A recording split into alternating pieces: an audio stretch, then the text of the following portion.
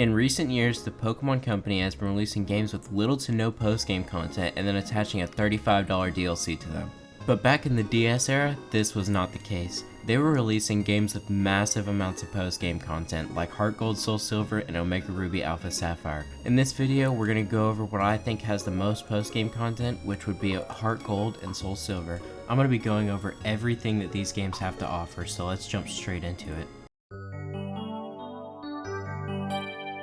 As every other Pokemon game does, we have the original story where we defeat the 8 gyms, fight the Elite Four, and catch the Legendary.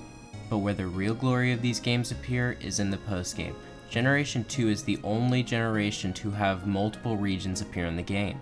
That means you get not one, but 2 regions worth of content being Johto and Kanto in these games.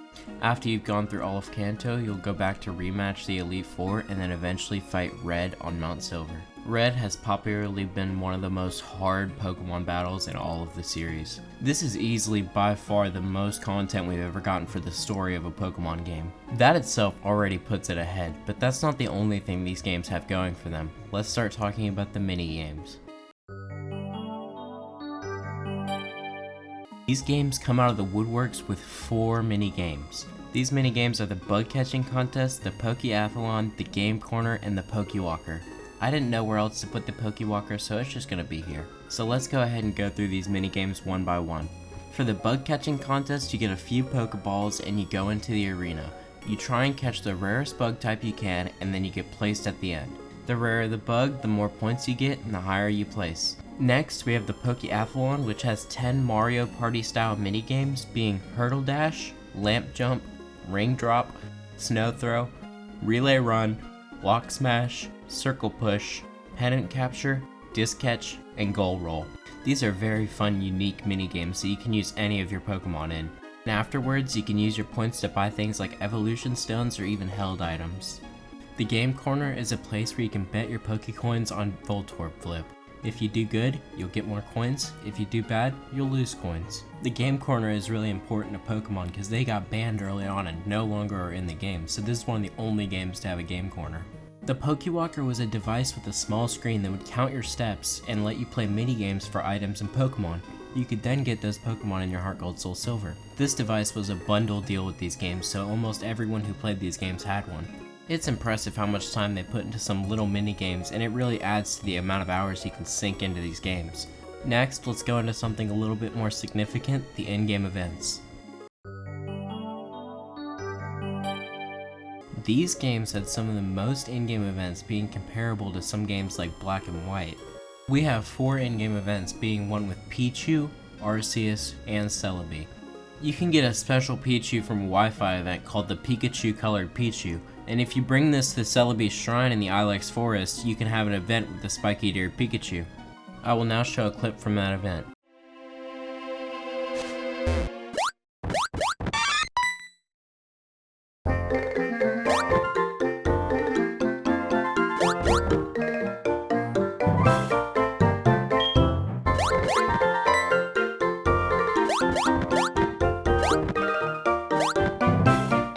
Next, if you bring an Arceus you got from a Wi-Fi event, you can go to the Sinjo Ruins and meet Cynthia.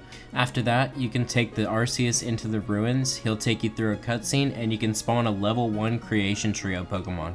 You can get either Dialga, Palkia, or Giratina with this.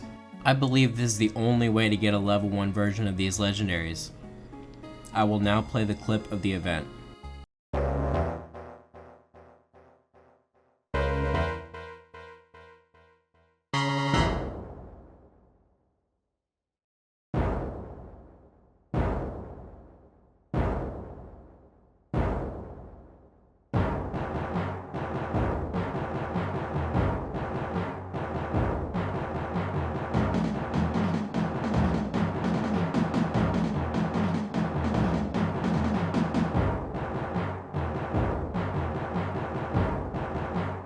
Lastly, with Celebi, if you have it in your party, you can go to its shrine and it will take you back in time where you'll meet Giovanni talking to Silver, and this gives you a little bit of a backstory behind them, so afterwards you'll have to fight Giovanni. I'll now show a little bit of this event.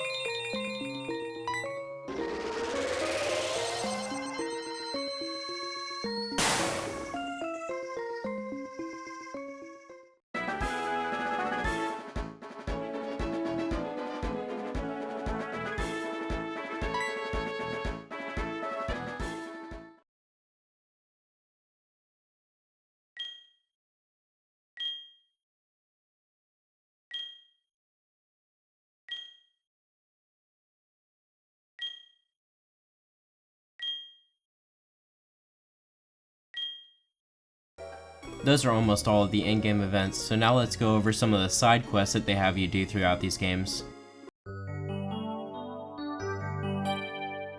There are plenty of side quests in this game, but some of my favorites include all of the encounters with Steven from Generation 3, catching the rest of the Kanto legendaries, and doing the Safari Zone. There's a short storyline with Steven where you get to catch Latios and Latias, and then the Weather Trio. Next, for the Kanto legendaries, you can catch Mewtwo, Articuno, Moltres, and Zapdos. These Pokemon are all going to be scattered around Kanto, and they can be shiny hunted, so come prepared. Lastly, the Safari Zone is a high-risk, high-reward place with a lot of cool Pokemon, but they can fight back and run from you.